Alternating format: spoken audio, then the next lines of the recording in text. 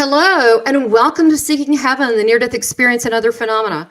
I'm your host, Tamara Calder Richardson, an international evidential medium, ultra dimensional channel, as well as a Syrian celestial starseed. Welcome to my channel. And if you haven't subscribe, like, make comments, consider also being a member of my channel and check out my new Ascension School, academyofdivinewisdom.com. Today's guest is Neil Gaur. He is the director of the Portal of Ascension Consciousness Event Production Company. He also is a YouTube host and a historian of esoteric wisdom, as well as a philosopher, a researcher, and a artist of words. So I want to have him on today. He's going to be talking about his spiritual journey and also our galactic history and our spiritual journey as humanity. So welcome, Neil. Hey, Tamara, so good to be here with you. Yes, absolutely. You too.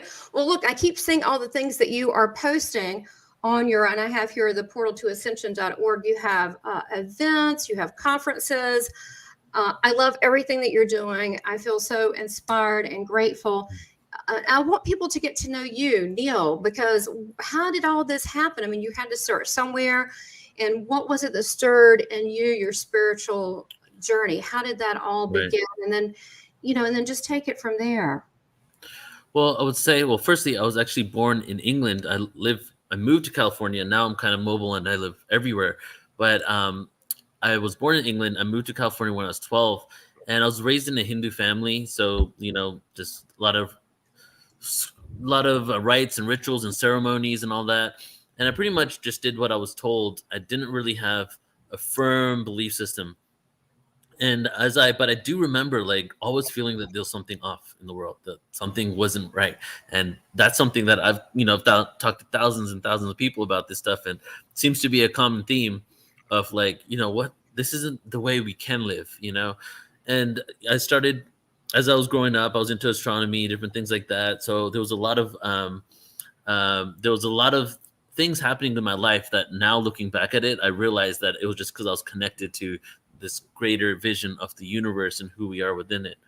So when we moved to California, I went to high school over here in California, and I pretty much just continued doing what I was told, in regards to religion until I was 18. And then when I was 18, I graduated and went to Cal State Fullerton.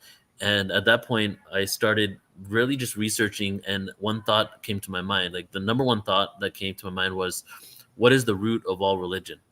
And the reason why I had that thought was because, I was raised Hindu, but I also celebrated Christmas. I also believed in Moses. We had conversations about Jesus. And, if you aren't a really fundamental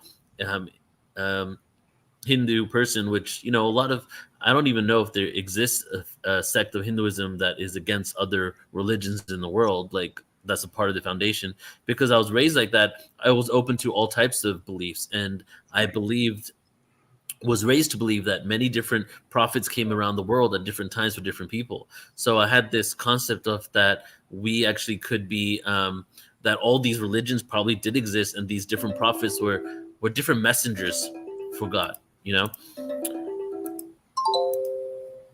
And so since that was my premise, I started looking into the root of all religion, and I stumbled across the ancient Sumerian scriptures in around 2001, 2002. I was following William Henry and Jordan Maxwell. Those are two individuals that really putting out a lot of information on the Anunnaki and the Sumerians. And as I was going deeper and deeper into their awareness, I started branching off into other things and realized that as I was searching for the root of all religion, that there were scriptures that predated all the religious scriptures on the planet that had that all these other religions had pulled from.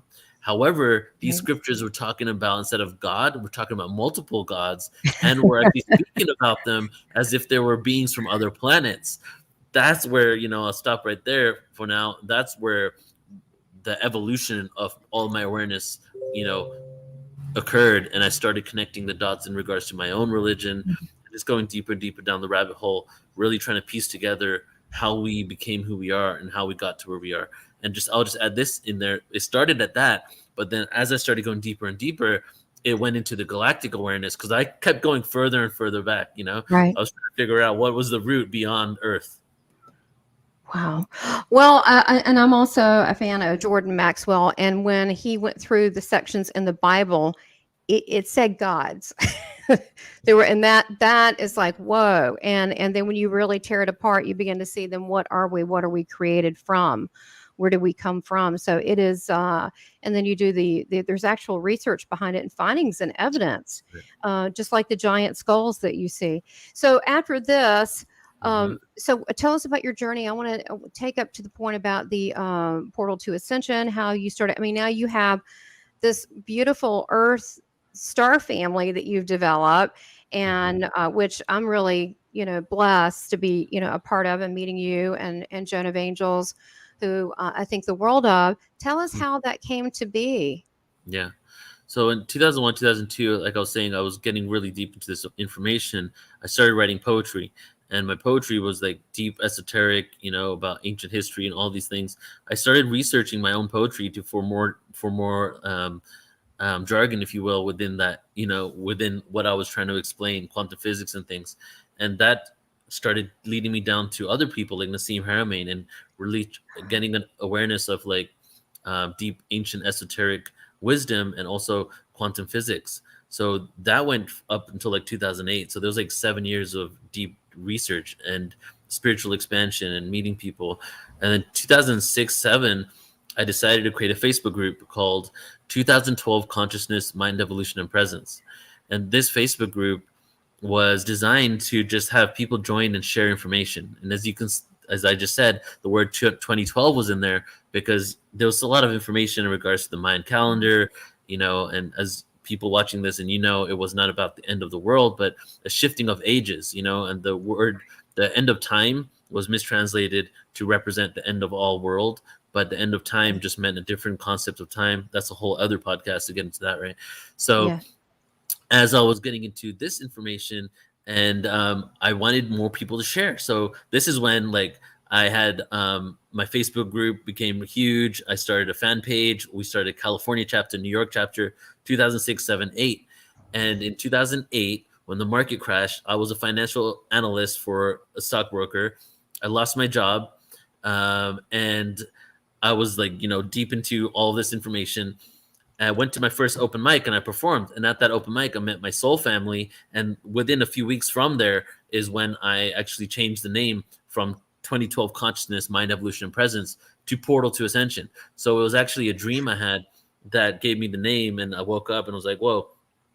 So I emailed Facebook because you had to email them to change your fan page name at that point. And they changed it. Portal to Ascension was born.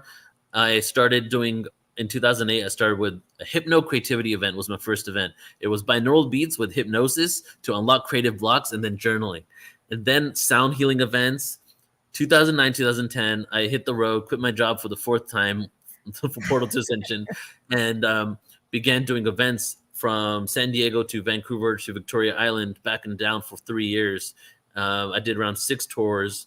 Started with Dr. Dream doing sound healing event tours, and ended with channeling tours from a being from Sirius with another person that I knew from Vancouver who I'd been following on YouTube for 2-3 years. So conferences, everything. This was the reason why I'm really good at producing events and looking at every single level. It Yeah. was, I created after these 3 years, I created thousands of events. But during these 3 years was my production skills training camp, because I quit my job. I had no money, only had gas to go from city to city. Only if I got paid enough from that city would I be able to go somewhere. Sleeping in my car, sleeping in a hotel, sleeping at people's houses. Not all based on choice, from the fact that I was so about consciousness, I would not go and work a regular job. I needed to go and get this information out. Yeah. So It's hard to during go those back. times, right, and then I had to get local venues, look for local email lists, team up with local partners to promote. So the 1,000 events, literally in that like 3 year period, really, I acquired a lot of skills that I then implemented at Portal to Ascension. Right. Fast forward 2015, the sixth time I quit Portal to Ascension, because I was like, I just need to work a regular job. This thing isn't helping me out. I need to be like, this isn't supporting me. And then I decided, well, what if I just did everything online, and I eliminated the overhead costs so I can continue to work and then work a regular job while I'm doing it online. So we did that. The first online event in 2015 was called the Starseed Summit. and Dolores Cannon was one of the headliners. It was her last event she ever did. Oh, So my God first bless her. webinar was her last, yeah. And then and basically that event did so well, I quit my job again, and then I never worked a full-time job anywhere else besides Portal to Ascension since 2015.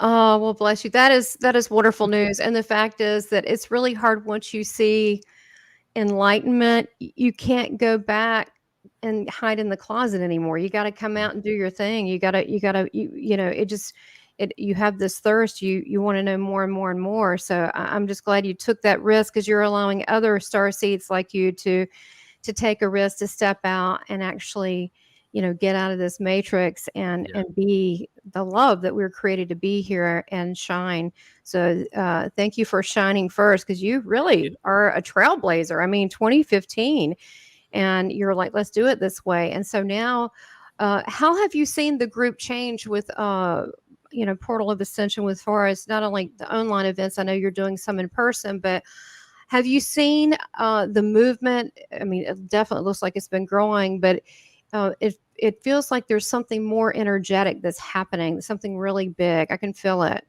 Yeah. Well, in regards to what's happening with the movement and the fact that I've been doing this for a while, I have seen that this has become more and more mainstream and accepted, you know. And during this whole time when I started, like 2008 is when I started actually just doing events and everything. I've seen a rise in TV shows, right, on mainstream platforms that are just talking about this like it's common knowledge, right? And you know, and some shows have different agendas than others, but the fact is that this is, if I go and talk to someone about, you know, I just hired a bookkeeper and a virtual assistant, and I was like, what do you, my first question was, what's your thoughts on UFOs and ancient history? Because this is from Upward, this is on mainstream platform, right? And they were like talking about the TV shows that they've watched on it and how their uncle is into it, the granddad's into it. So yeah, it's definitely become more and more mainstream, and verifiable and provable. UFO government documents proving not only Yeah. consciousness exists, but also the cycles of time, right? Like that's a whole other ball game that I need to do a podcast on Mhm. specifically. The fact that they have a document speaking about that there's cycles of time, and that there's definitely civilizations, CIA document, definitely civilizations that existed on the planet that have completely been wiped out. We're probably more advanced than us, and that we will never discover. You know, so at this point, it's just like all the things that weren't verifiable then are now verifiable. And for us, maybe that doesn't matter, but for the rest of the world that need that, it does, you know? It does matter. And I think that there's more sightings too. I've had, since I started having all these starseed guests and I accidentally got a DNA awakening, I've seen large ones, and they're communicating and they're giving me light codes, and I'm drawing stuff and I'm drawing speaking light codes. So I think that it's if we all spoke out and said, okay, I've seen it too. And also I've had a lot of near death experiencers on that will not say they've had ET experiences. They will not talk about it. I don't know Yes. why. And to me, it's part of that consciousness, right? Whether you awaken through a Kundalini or however it is, it's just part of that consciousness awakening state. Yeah. And so, but this is allowing people to step forward and to talk about all these things, not separately, but as one Exactly. consciousness and so Yeah. forth. Yeah. So I do feel like that it is growing, this whole movement. You know, it's funny, we were talking Right. about TV shows, and we'll get on to the Galactic history. One of my favorite ones, and they took it off, was People of Earth. I don't know if you ever saw that. Yeah, I And did. I wanted to keep going.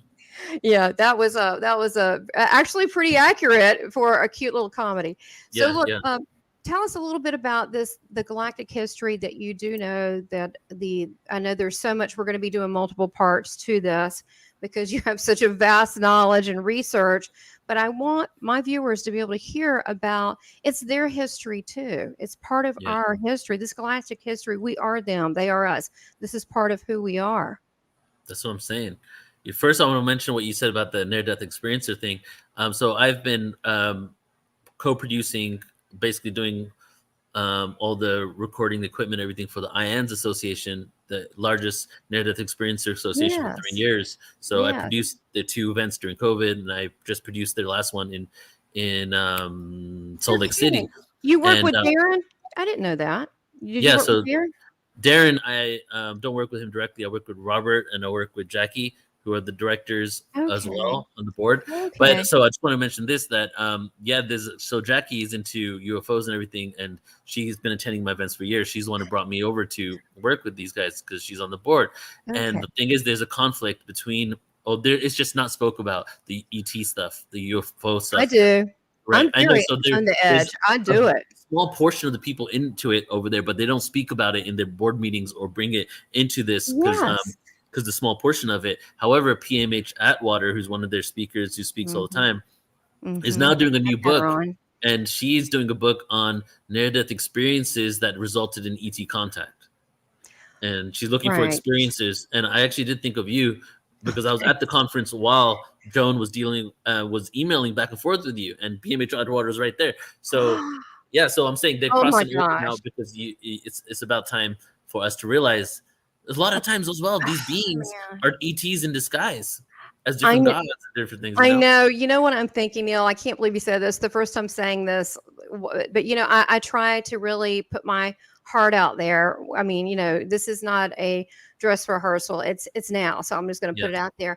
I used to see these little. They were humanoid black, and I thought because I didn't have understanding. I mean, I wasn't raised religious, but I was raised around Christians, but not really good ones.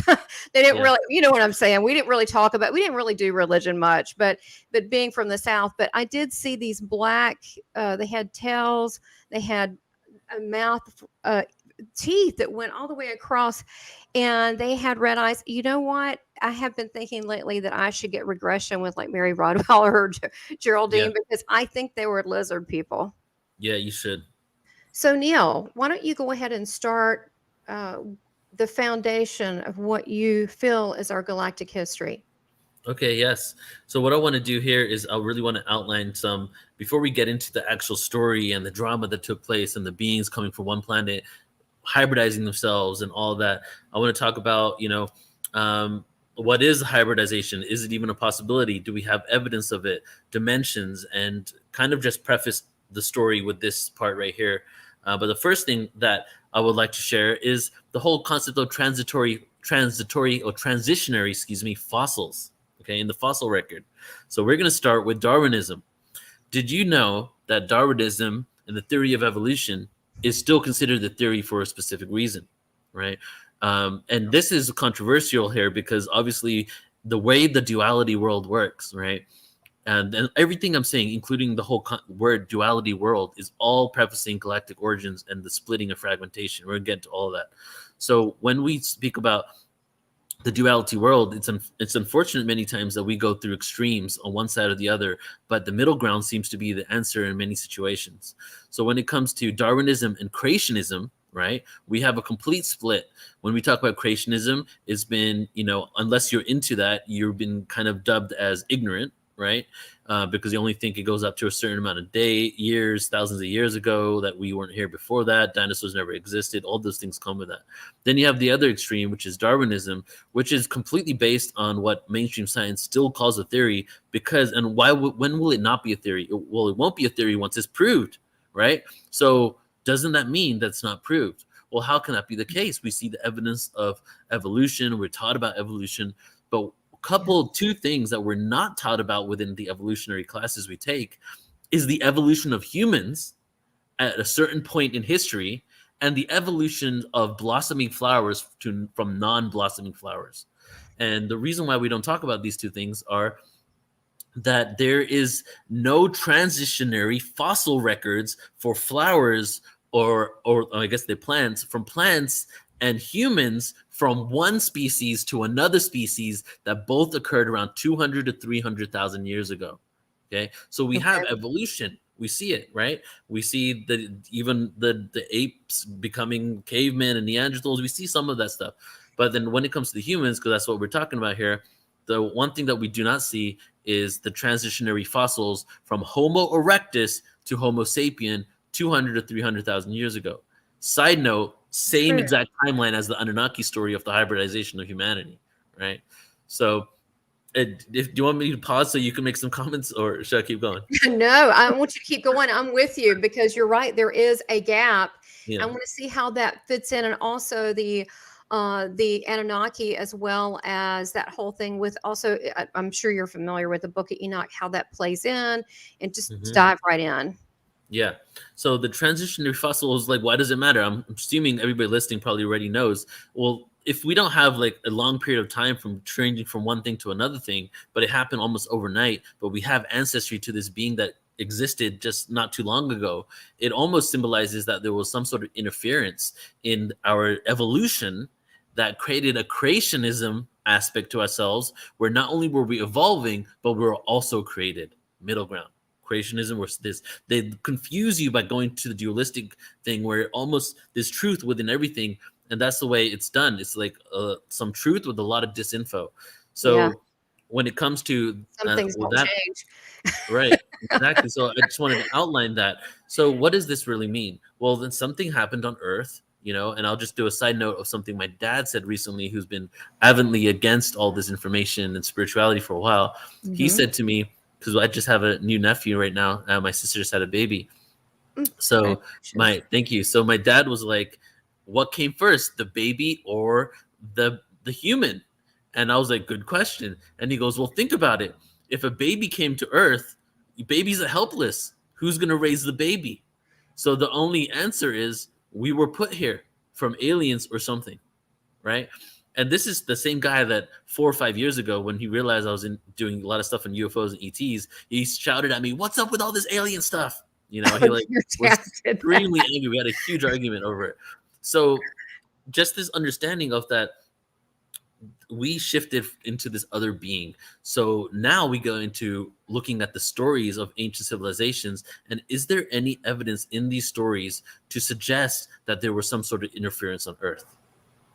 Okay. Yes, that's the good part. Right. All right. And so I want to start with talking about what we're going to do here is we're going to talk about the cosmic egg, the scientific and the metaphysical creation stories, which I have up on my computer. I want to read that to you Mhm. guys.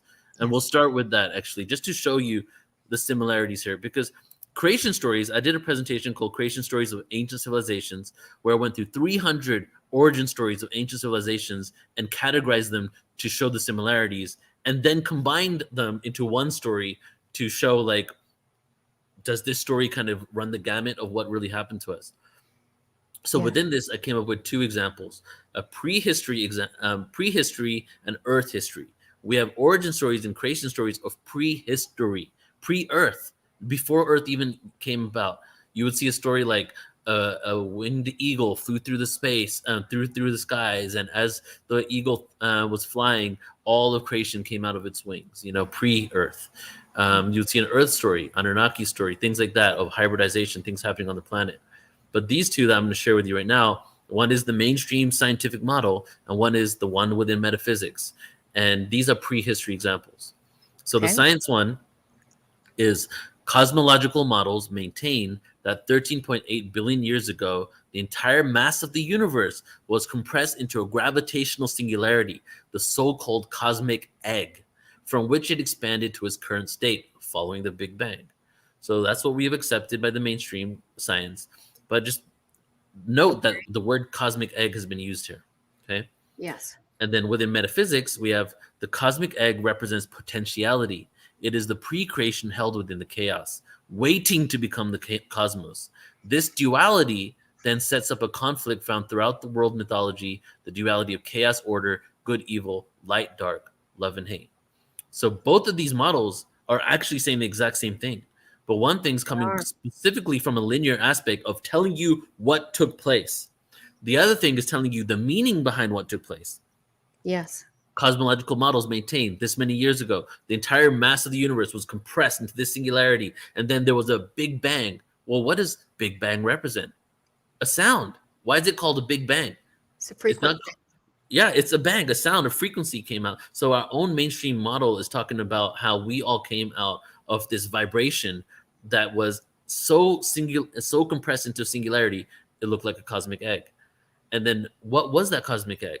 Well, it represents potential, right? Because everything that has ever happened within all creation, within our universe, has came from that cosmic egg. So it represents infinite potential. It is pre-creation held within the chaos around it, Well, you're waiting to talking come my to language. consciousness. I understand this better. Right. That makes more sense to me. If all of our frequencies were together in singularity, which we came, and we're pretty powerful, maybe it would have a roar with it, a frequency. It would be pretty big, which is why Yeah. when I'm around other people like me, I have my frequency goes way up, Hmm. and it feels so good. Yeah. Exactly. Yeah. So we were all that one vibration. So something I like to say is like we're one frequency experiencing ourselves infinitely. You know, we're just one vibration split into multiple fractalizations of that one vibration. And that is pretty much another metaphor to explain the singularity becoming infinite potential. And, metaphysics, I like to call metaphysics metaphorical quantum physics because quantum physics, you have oneness, metaphysics, you have singularity. Quantum physics, you have force, and in metaphysics, you have in quantum physics, you have electromagnetic field. In metaphysics, you have aura. You know what I'm saying? You have dimension in metaphysics. You have realm. I mean, realm in metaphysics, dimensions in quantum physics. It's the exact same thing. Quantum physics is the linear masculine based energy. Not one's better than the other, just different ways of explaining. It's like mathematics, right? Quantum physics is mathematically, linearly what is exactly occurring, step by step instructions, directions. Then metaphysics is the metaphor behind it, the why you're taking that direction. Well, you're trying to get closer to source, of course, So it's the exact same thing, just explained differently. And then metaphysics, the language of metaphysics is music. Well, mathematics and music are the exact same thing, and the musical intervals are mathematical intervals. You know what I'm saying? So right now, what I'm doing is basically just creating this foundation of the crossover between science, the new science of vibration frequency and the subatomic world, with the fact that this is just a new way of describing something that these ancient texts were talking about.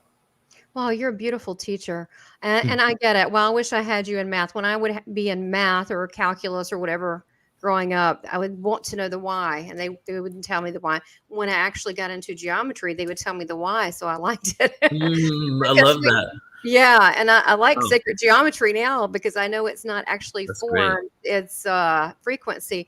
Who was it? Michael Tilton, who Tellinger, Tellinger, yeah, that did the experiments with sound and water. sound and water and the Hmm. frequency going into geometric or sacred Right, shapes. right, right. To me, that just that's evidence that absolutely blew me away. So Exactly. Yeah.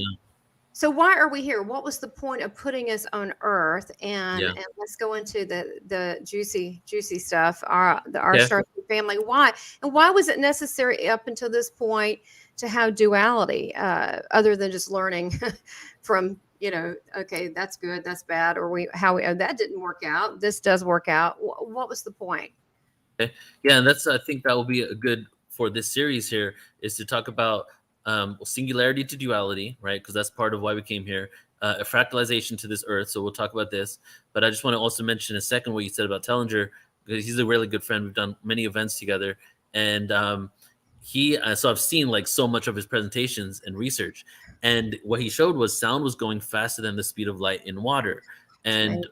this connects to the Big Bang and the singularity connecting and how sound, creates it all. And even most ancient origin text stories, including the Old Testament, in the beginning was the Word, and the Word was God, and the Word was with God. God representing the light, and then the word, the sound was even here before light. So it's like the frequency became the Frequent. light that became the visible way for us to perceive this holographic organic Yeah. experience of Earth, right? Which is a lot what Tesla, he's becoming not only to me but others, but talking about frequency and light and our true state Right. and so forth and so on. This is the language that I hear a lot of times in my astral travel, because that's who we are. And yeah, Yeah. the you're talking about the also we're getting down to base elements like fire and the elements and water and the Hmm. frequency. And I have memory from being Arcturus and being in temples and being able to control things with that. And I think we've gotten so far away, we've gotten so far removed from the base of who we are that we've forgotten. So Yeah. how did all this take place? And then I mean, it's going to take a while to probably get to the point as how we end up here and what we need to Right, do. right. But keep going with the story. I don't know if it goes from Sumerians or where you want to take it, but Okay. go ahead. So from what you're saying, a few things came to mind. Paradox is one thing that needs to be spoke about. And let's start with this: that if duality, was the separation of the light and the singularity, the cosmic egg duality, and the cosmic egg represents source, infinity, where we all came from. Basically God. Or connection to God, because it could be multiverses with different cosmic eggs that started creation, but they all connect to even more advanced cosmic brain or heart or something like that. Yeah, I'm with you. So, but then if duality came from it, and the lower you get in duality, the more dense things become, right? Darkness isn't always good and evil in these dimensions. Challenges aren't always considered bad or even True. perceived the way we have them in this dimension. We've got down to a very dense 1, 2, 3, 4 dimensions of experience. Within this, duality has now eventually represented itself in what we call and we've dubbed as evil experiences, people, and things on Earth. However, singularity, the duality came from the singularity. So, do you think that the singularity would judge half of itself over the other self more than the No, other? Well, no. that's not the case. So the singularity, source, God, conscious, the connection to source, has experienced itself into these fragmentations that it loves equally. So that gets into the question of what is the reason, what's the meaning for life, and why are we on this planet? Well, then now we come into the paradox. So there's two opposing, I guess, because there's paradoxical reasons we're here. One is the infinite singularity burst into duality because it wanted to experience itself infinitely and to know its true potential. So the original intention of Source was to experience everything that could be experienced, which doesn't just include light. It includes darkness and includes density and includes all the way down to this reality that we have now. So, Source is enjoying all the experiences and clocking it in. However, as we fractalized and started creating free will, different agendas, different beings, different harmonies, the universe tends to want to gravitate towards harmony. What is harmony? Well, it's not the duality as we know on Earth. It's not evil as we know on Earth. It's balance. It's peace. It's unity. So a lot of the beings that then started getting created from this singularity burst started wanting to go back to a sense of harmony. Therefore, their agenda, the majority of the benevolent being agenda, is to create harmony in the universe. And since this is a free will universe, they've now given free range on many levels to be able to create that harmony. And now these beings happen to be a lot of the beings we see as gods and get the messages for on Earth, because the ones that visited here, they're the ones that send us messages. Syrians, Pleiadians, all these different beings, way beyond those, just the ones that we know, right, are sending signals and messages of empowerment because they want to create harmony on Earth. So if you go to original Source loves the way everything experiencing. I personally feel, my own belief is that because experience is the end game. This is why we're here, to experience. And now within that, we are creating harmony. So I just want to talk one more thing about the paradox, since we touched on it here. If you look at everything within the universe and quantum physics and everything, you see that the universe operates on a paradox. For example, physics, Newtonian physics, atoms, subatomic physics, subatomic particles, atoms, solid things, subatomic particles vibrating in and out of reality, just like a hologram, right? Every single millisecond, you're a completely new person. Question one, why do I look the same every time? Question two, if I have a sickness and disease, how come every time I vibrate in and out of reality, which we've proven now, that sickness is still here, right? And then question three, why does the subatomic world physics become paradoxical to Newtonian physics, even though the subatomic world is what is the building blocks for the Newtonian world? How can the subatomic world be a paradox to the Newtonian world when it literally is the building blocks for all atoms?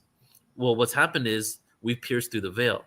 We're now realizing that the laws of physics that we have within this illusion that's been created aren't exactly what we always thought they are. So one of the reasons why I know that humans aren't at the level of consciousness we can get at is because the human mind is really unable to understand a paradox. How can this exist and not exist? How can the universe be infinite but also finite enough for other universes to exist without outside of it, right? As Yes. soon as we start accepting and not trying to figure out the paradox, this starts leading us to a level where we will be able to transcend and move into this next dimension. So yeah, I think that's where I want to leave it for this one, unless you have some more Yeah. questions. Yeah, I just wanted to add to this and get your feedback, and then we'll close off on this yeah, segment.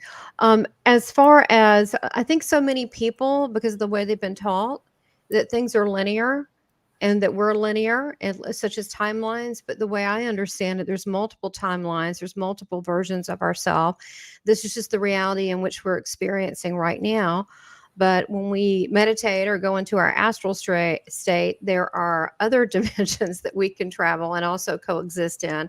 So, is this also what you're speaking about? Understanding the paradox, how can it be infinite, but then finite at the same time? And how can I see this here, but yet so much else is going on? So, it's the complexities of the intertwine with the other timelines and realities that I guess is confusing to, well, who yeah. am I now? Yeah, that is definitely well. That's beyond even talking about the paradox, but there's a paradoxical element to it. A great example would be all time exists infinitely, yet we're incarnating and having past lives and future lives, or even when you pass away, there's this whole construct of this earthly experience that we get recycled into, and that we're basically until we transcend it. But at the same exact time, we're living simultaneous lives on other planets as different beings, and we're able to be in this body on Earth. And through dream state, you can actually go and visit and be at these places while you're on Earth, Yeah. and you can actually do that while you're still in these conscious and actually awake in waking life, and bring in those frequencies and tap into your other selves and bring it in here. So the intricacy of what is happening is so interesting, because the paradox is it's Yeah. just so simple. It's one frequency experiencing yourself infinitely. How simple is that? But within that there is all this complexity of what is going on all the time, and we can only perceive a certain frequency bandwidth, right? Yes. And but there's so much light and sound beyond that. So there is, my belief is that there's all these things, agendas, beliefs, experiments occurring on our existence that we can't even perceive. So yeah, the complexity of what's occurring seems to be huge. And in order to perceive, you have to acknowledge that that there's a possibility that something is. And Hmm. once you've seen something, you can't unsee it, and then you can just keep, pulling the cord. I think the trick is eliminating the fear because it's not real, Hmm. and embracing the greatest journey you'll ever have is the one of self. Mm. So thank you for this segment today. And you really are a phenomenal teacher. I've thoroughly enjoyed it. And everybody stay tuned for part 2 of our galactic history with Neil Gaur. Thank you, everyone.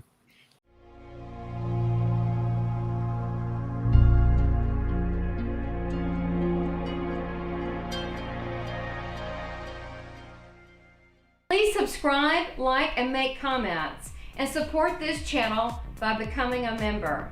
Thank you for your continued support.